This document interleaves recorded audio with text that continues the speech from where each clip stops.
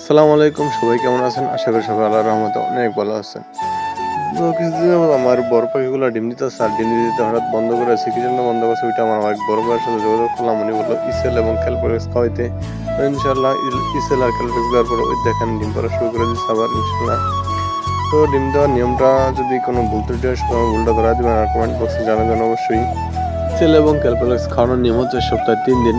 কারণ হচ্ছে যে শনিবারের সকালবেলা 1 লিটার পানিতে 2 মিলি ক্যালপ্লেক্স এবং 1 মিলি ইসল দিতে, এবং বিকালবেলা সেম 2 মিলি ক্যালপ্লেক্স এবং 1 মিলি ইসল দিতে, আর বাকি সময় শুধু সাদা পানি।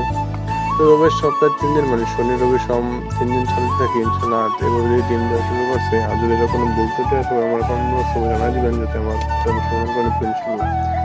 আমি ভাই নতুন খামারে যাই, জানি না বুঝি না, আর সবার থেকে পরামর্শ নিয়ে করতেছি, আর কোনটা ভুল কোনটা সঠিক সেটা জানি না।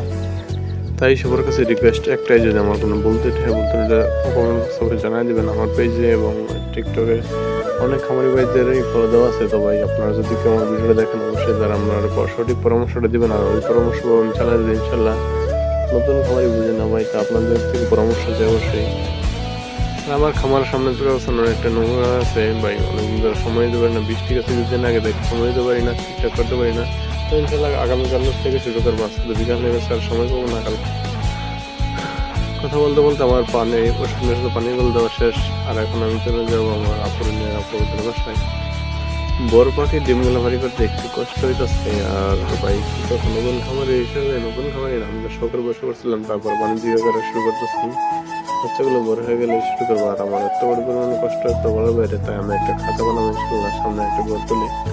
আর এই হচ্ছে আমার ডিম। এখন 2টা দিচ্ছে, সামনে আরো দেবে, এরকম দিয়ে দিতে ইনশাল্লাহ একদিন অনেক বড় হবে। এখানে ভিডিও শেষ করতেছি। সব ভালো থাকবেন, সুস্থ থাকবেন, দেখা হবে আগামী ভিডিওতে। আসসালামু আলাইকুম।